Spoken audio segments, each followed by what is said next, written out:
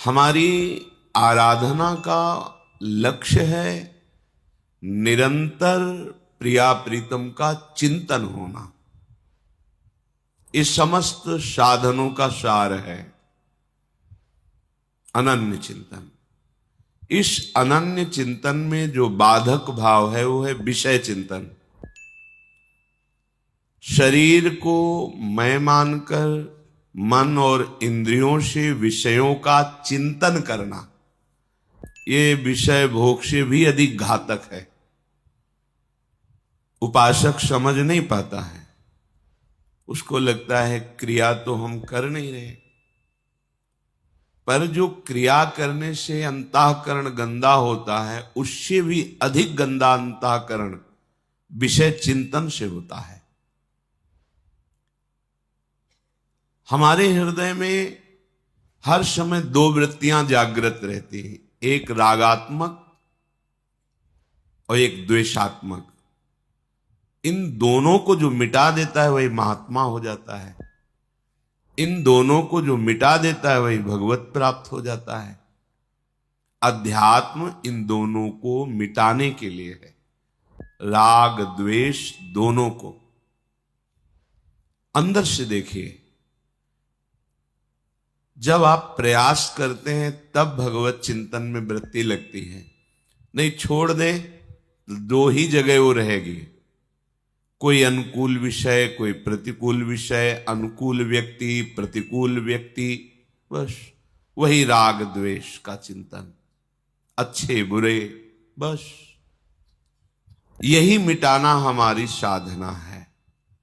जब तक हमारे चिंतन का जो आधार है चित्त के अधिष्ठात्र देवता भगवान वासुदेव हैं, वासुदेव अर्थात सर्वत्र विद्यमान परम तत्व, जब तक हमारा चिंतन एक एक वृत्ति के द्वारा प्रभु का नहीं होगा तब तक ये अध्यात्म रस नहीं मिलेगा, अध्यात्म का जो आनंद है नहीं मिलेगा।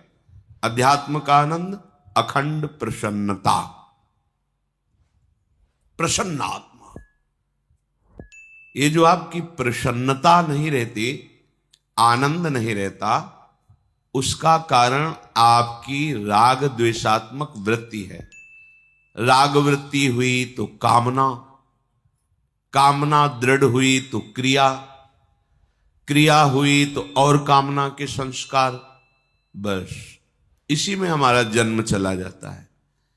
हम मन को शत्रु भाव से नहीं देख पाते हैं, मन को मित्र ही नहीं अपने को मन मान लेते हैं। तदात्म भाव, तन्मय भाव मन में।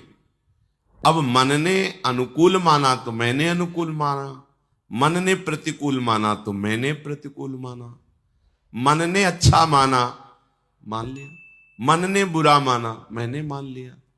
यह है संसारी पुरुष का लक्षण। साधक उपासक मन की मान्यता को शास्त्र में देखता है, ये शास्त्र सम्मत है कि नहीं, गुरु के वचनों से मिलाता है, अध्यात्म के सिद्धांतों से देखता है। यदि वो शास्त्र सम्मत गुरु अनुकूल इष्ट अनुकूल है तो उसकी बात मानता है, नहीं तो मन की बात बिल्कुल नहीं मानना चाहिए। अगर मन की बात मानते रहे तो ये इसी में फंसाते रहेगा। भगवान पे गुस्सा, गुरु पे गुस्सा, शास्त्र पे अश्रद्धा, ये सब लाएगा। आपको लगेगा कि परमार्थ में कोई आनंद ही नहीं, जबकि आनंद नहीं, आनंद समुद्र है जहां दुख का लेश नहीं है। तो हमारी आंतरिक सुधार वृत्ति चिंतन में होनी चाहिए। क्रियाओं में तो आप घेरे के अंदर हैं, समाज का भय है, कहीं ना कहीं कानून का भय है, प्रभु का भय है, कई तरह के भयों से हम बचे हुए हैं। पर आंतरिक चिंतन में तो कोई भय नहीं ना, न समाज का भय, न कानून का भय, न भगवान का भय। कोई गलत तो कर नहीं रहा हूं, उपासक ऐसा सोचता है। पर अंदर ही अंदर जो विषय चिंतन हो रहा है विषयान ध्यायतश्चित्तम विषयेषु विसज्जते माम नुस्मरतश्चित्तम मय्येव प्रविलीयते। श्री भगवान के वचन है। जो उपासक विषय चिंतन करता रहता है, 5 ज्ञानेंद्रियां हैं, 5 कर्मेंद्रियां हैं, 5 ज्ञानेंद्रियों के द्वारा विषय चिंतन होता है और कर्मेंद्रियों के द्वारा क्रियाएं होती हैं। रूप चिंतन, स्वाद का चिंतन, स्पर्श सुख का चिंतन, घ्राणेन्द्रिय का चिंतन। घ्राणेन्द्रिय सौरभ से संबंध रखती है। हम इन्हीं इंद्रियों के चिंतन में अगर भोग सामग्रियों पर विचरते रहे, चाहे वो देह हो, चाहे वस्तु हो, चाहे स्थान हो, चाहे व्यक्ति हो, तो परमार्थ किसे कहते हैं आप कैसे जान पाएंगे? बातें बनाना परमार्थ थोड़ी होता है। परमार्थ तो होता है मनोनिग्रह, इंद्रिय निग्रह।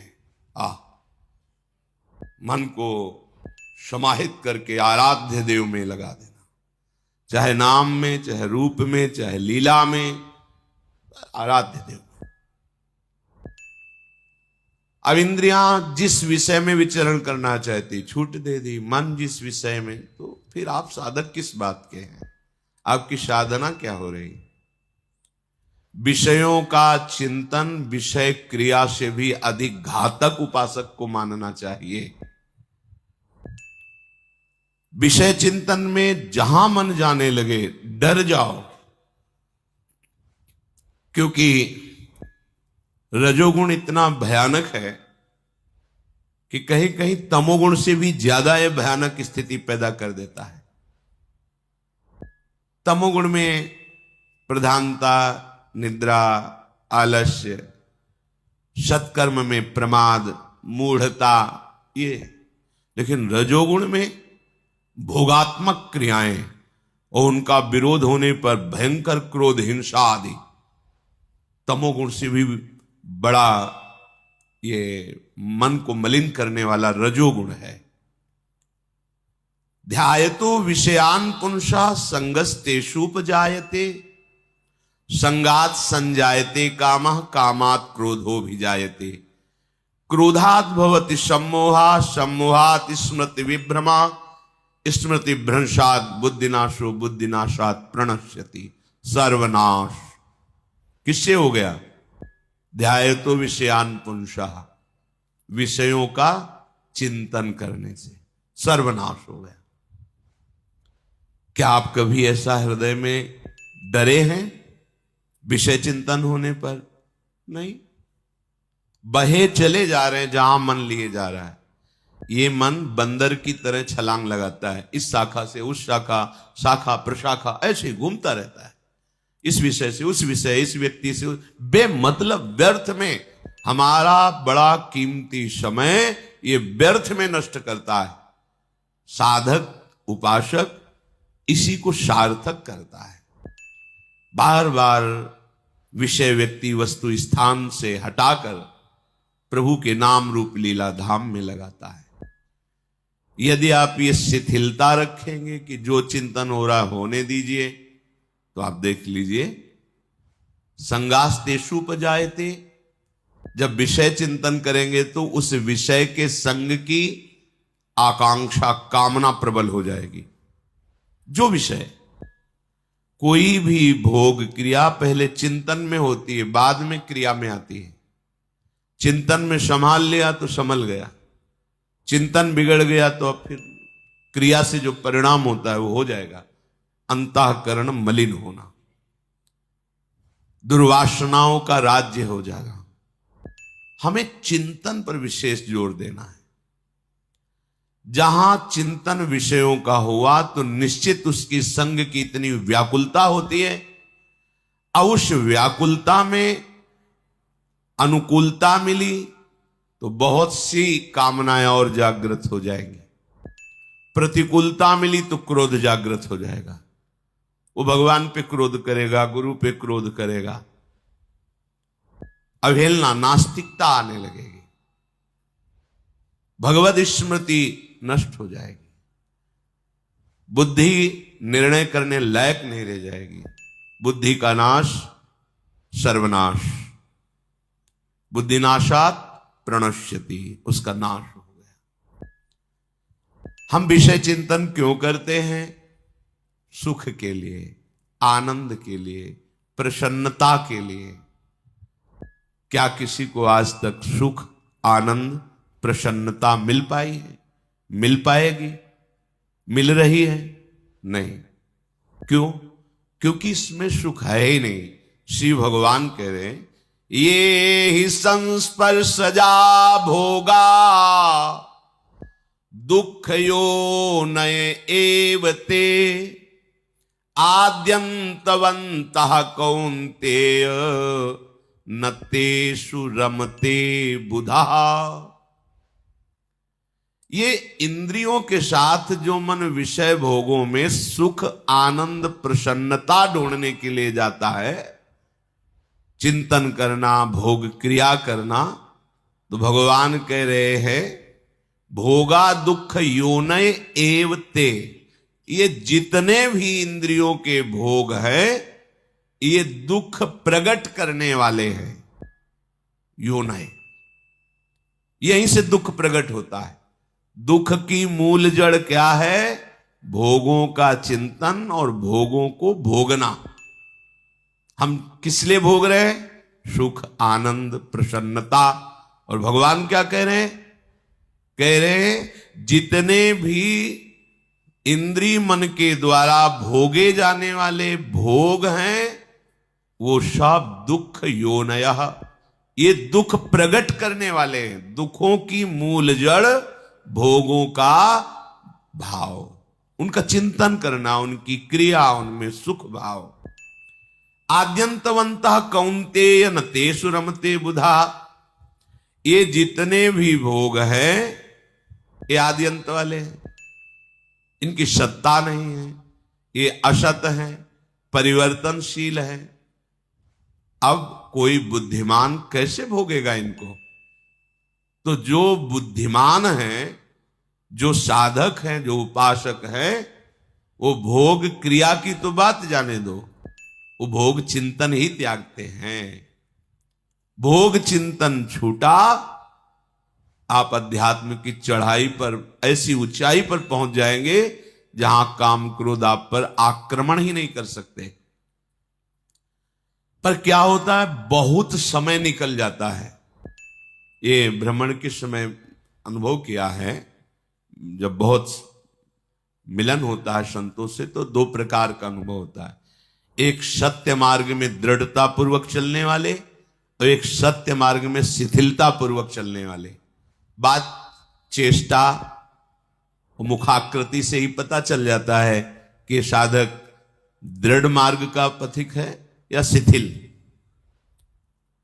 विषय चिंतन चलता रहता है, कभी भगवत चिंतन चल गया, हाँ कहीं कहीं भूल से विषय क्रियाएं भी होती रहती, तो अनुभूतियां नहीं होंगी, अध्यात्म की दिव्य अनुभूतियां नहीं होंगी। जो अंतःकरण में विषयों का तुम चिंतन करते हुए सुख का अनुभव करते हो, वही सुखाशक्ति तुम्हें भोगों में सुख का अनुभव करा रही। नहीं, भोगों में सुख नहीं है, पक्का नहीं है। किसी आदमी को कह दिया जाए कि आपको 24 घंटे के बाद फांसी की सजा दे दी जाएगी और विश्व के जितने सुंदर भोग हैं सब एक महल में रख दिए जाए, स्वतंत्र हो, भोगो खूब आनंद से, 24 घंटे बाद तुम्हें फांसी में लटका दिया जाएगा। अब उस आदमी को डायरी और पेन दे दो कि हर भोग का अनुभव लिखो, क्या सुख है, किंचन मात्र कहीं सुख नहीं है, वो यही लिखेगा। क्यों? क्योंकि उसका चिंतन नहीं बन पा रहा भोगों का। चिंतन तो हो रहा है फांसी के फंदे का, अर्थात क्रिया भोग की है, भोग सामग्री का संस्पर्श है, पर सुख नहीं है। क्यों? क्योंकि क्रिया में ही तो सुख का अनुभव कर रहा है। जो मंद बुद्धि है वो क्रिया में ही सुख का अनुभव कर रहा है। बोले नहीं, वो चिंतन नहीं है ना, इसलिए सुख का अनुभव नहीं। मतलब समझ में आया कि भोग क्रिया में सुख नहीं है, भोग क्रिया के पहले जो चिंतन में तुमने सुखानुभूति की, भोग की, मूढ़ता के कारण वही तुम्हें क्रिया में अनुभव आ रही। वस्तुतः ये ही संस्पर्श जा भोगा दुख योने एवते। जितने भी भोग हैं इंद्रियों के, उनसे दुख ही प्रकट होगा, सुख नहीं। हम चाहते हैं परमानंद अखंड प्रसन्नता, तो ये होगी भगवत चिंतन से। और करते हैं विषय चिंतन, जिसका परिणाम है अशांति, दुख, क्लेश, बंधन, जन्म, मरण। ये विषय चिंतन से तुम्हारा चित्त ही बंधन और मोक्ष का कारण है। विषय चिंतन करने वाला चित्त बंधा हुआ है, और भगवत चिंतन करने वाला चित्त जीवन मुक्त है। मामनुस्मर तश्चित्तम मय्येव प्रविलीयते। जो विषय चिंतन का त्याग करके सदैव मेरा चिंतन करते हैं, वो मेरे में तन्मय हो जाते हैं, मेरे में उनकी स्थिति होती है। हमारा मन, हमारा चित्त प्रभु के चिंतन में, ये खास बात है अंदर की। आपका विषय चिंतन का जो प्रवाह है वो उल्टा हो जाए प्रभु की तरफ, अभी आपको आनंद मिलने लगेगा, अभी आप निर्भय होने लगेंगे, निश्चिंत होने लगेंगे। शोक करने की कोई गुंजाइश ही नहीं रह जाएगी, दुख का तो पता ही नहीं चलेगा। चाहे जितनी भारी दुख की परिस्थिति बाहर हो, आपका हृदय आनंदित रहेगा, प्रसन्न रहेगा। यदि आपने ऐसा सोच रखा है कि कभी भाग्य में ऐसा उदय होगा तो भजन हो जाएगा, अभी तो विषयों का भाग्य चल रहा है भोगने का, ये भाग्य से नहीं बदलता। कभी कोई समय परिवर्तन होगा, ऐसा परिस्थिति परिवर्तन होगा, ये समय परिस्थिति से भी नहीं बदलता। परिस्थिति बदलने के चक्कर में पड़ोगे तो जीवन समाप्त हो जाएगा। आपको कभी ऐसी परिस्थिति नहीं मिलेगी। जो परिस्थिति से भगवदाकार वृत्ति करना चाहते हो, समझ ले, पूरे जीवन में आपको ऐसी परिस्थिति नहीं मिलेगी जिसमें आप भगवदाकार वृत्ति कर लें। पुंसाम कलिकृतान दोषान द्रव्य देशात्म संभवान सर्वान हरति चित्तस्थो भगवान पुरुषोत्तम। यथा हेम्नि स्थितो वह्निर दुर्वर्णम हंति धातुजम एवमात्मगतो विष्णुर योगिनाम शुभाशयम। कलयुग का ऐसा प्रभाव है कि कोई भी स्थान हो वहां वो अपना प्रभाव दिखाए। कलि शब्द का सीधार्थ अधर्माचरण, पापाचरण, शास्त्र विरुद्धाचरण करने में उत्साह बढ़ाना। किसी स्थान में जाने से आपका भजन बढ़ जाएगा, भूल मिटाओ। अंतर्मुख होकर हृदय देश में विषय चिंतन त्यागने के लिए तुम उत्साहित रहो, बलवान बनो। यही भजन होता है। यहां बाहर कहीं स्थान, सब जगह जहां भी जाओगे वहां कलयुग अपना प्रभाव फैलाए हुए है। पुंसाम कलिकृतान दोषान द्रव्य देशात्म संभवान। कोई भी वस्तु, इसके खाने से भजन बढ़ेगा, भूल जाओ। उस व्यक्ति के पास जाने से भजन बढ़ेगा। सभी के अंतःकरण में, हरिवंश महाप्रभु जी कह रहे हैं, पाए जान जगत में सब जन कपटी कुटिल कलयुगी टंचु। तो इसलिए मेरी सो भैया कृष्ण गुण संचु। बस प्रभु के नाम रूप लीला गुण का गायन चिंतन, यही जिस स्थान पे जाओगे कलयुग का प्रभाव नहीं पड़ेगा। जिस व्यक्ति से मिलोगे कलयुग का प्रभाव नहीं पड़ेगा। यदि अंदर नाम चल रहा है, भगवत चिंतन चल रहा है, ये बाहरी प्रभाव से प्रभावित होकर के आप भगवत सिद्धि प्राप्त करना चाहो तो अब बड़ा कठिन है। सर्वान हरति चित्तस्थो भगवान पुरुषोत्तम। यदि भगवत चिंतन कर रहे हो तो कलयुग के सारे दोषों का अपहरण कर लेता है भगवान का चिंतन। खास बात समझो, ये हृदय में इस अंतर्मुख होने के लिए बात कही जा रही। बाहर भाग लो तो कितना भागोगे, जहां भाग करके जाओगे। जिस यहां का राजा कलयुग है, इस युग में प्रायः भोग प्रवृत्ति, अधर्म प्रवृत्ति, पापाचरण, इसकी वृद्धि होगी। युग धर्म का प्रभाव होता है। फिर हमें कैसे भगवत प्राप्ति होगी? तो कह रहे सर्वान हरत चित्तस्थो। देख लो, चित्त में यदि तुम्हारा भगवान पुरुषोत्तम, भगवान श्री कृष्ण का चिंतन हो रहा है तो सर्वान हरत, सब दोषों को हर लेंगे। खास बात पकड़िए,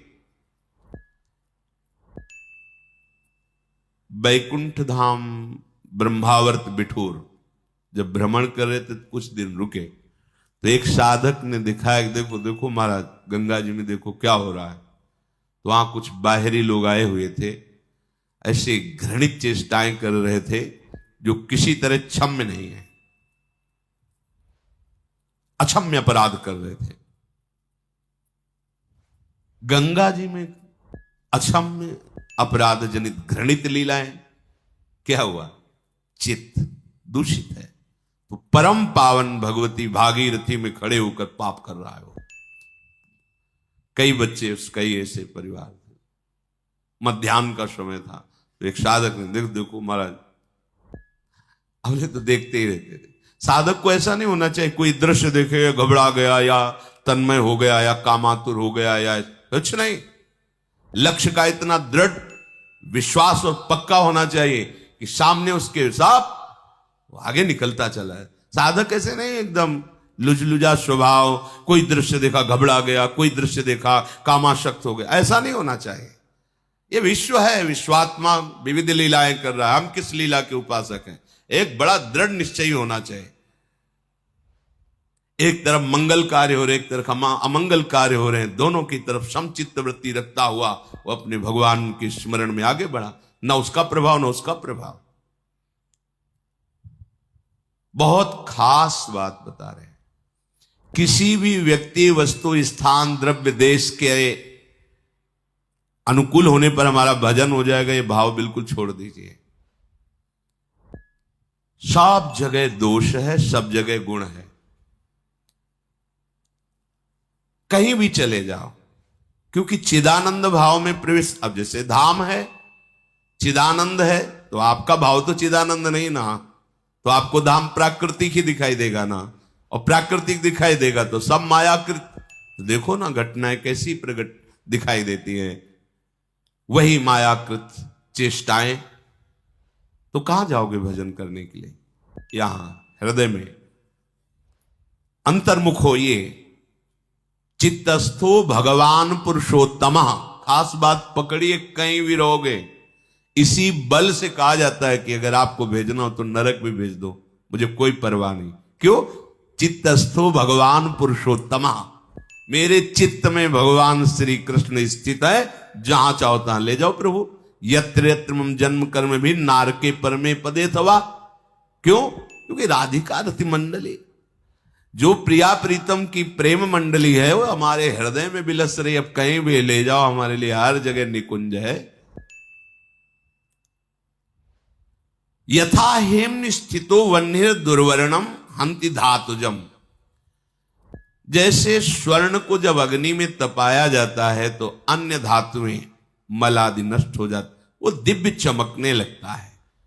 ऐसे ही जो सारे कष्टों को सहकर निरंतर भजन कर रहा है, तो कह रहे एवं आत्म गतो विष्णु योगिना मशुभाशयम। जितने भी अशुभ पूर्व के, वर्तमान के या भविष्य में भी सब भस्म हो जाएंगे। क्या क्या भगवत चिंतन करने वाले का भविष्य में भी हो सकता है। इसीलिए आचार्य चरण कहते, तिहारे आगिले पाछले अपराध हरिवंश खेवी। तुम चिंता मत करो, तुम तो केवल चिंतन करो, मेरी शोभैया कृष्ण गुण संच। तय बालक ने भर्यो सयानप काहे कृष्ण भजत ने नीके। नीके ठीक से भजन करो। दूध और चावल का धोवन एक जैसा ही दिखाई देता है, पर परिणाम और स्वाद बल आदि में कहीं समानता चावल का धोवन नहीं कर सकता। अति सुमिष्ट तजिव सुरभिन पे मन बंधत तंदुल जल फीके।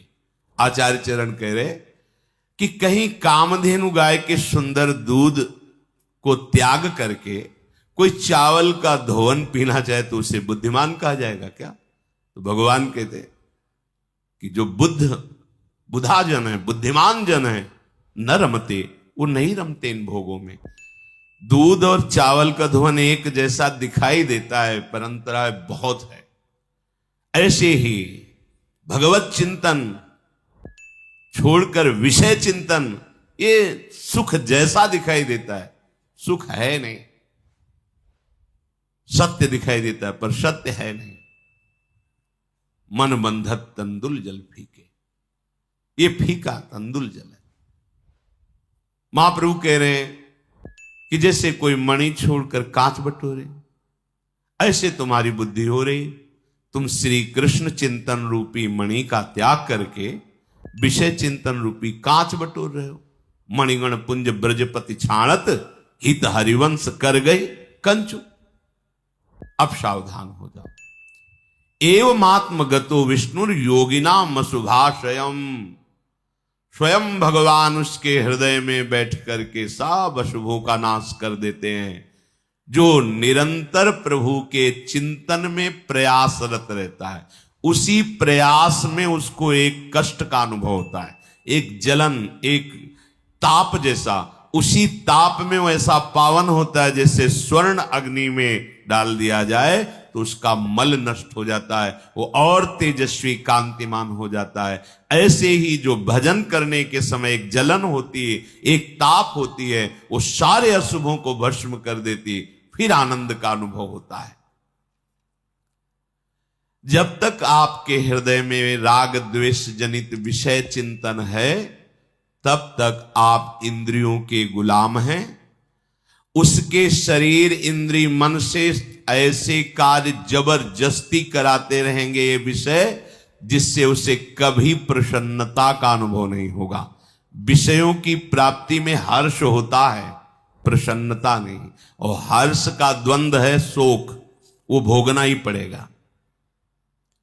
विषयों में जिसकी जिह्वा स्वादिष्ट पदार्थों का चिंतन करके भोगती रहती है, वो रसेंद्री के द्वारा भोगे जाने वाला भोग चाहे जितना सात्विक भोजन हो, तामसिक और राजसिक हो जाता है।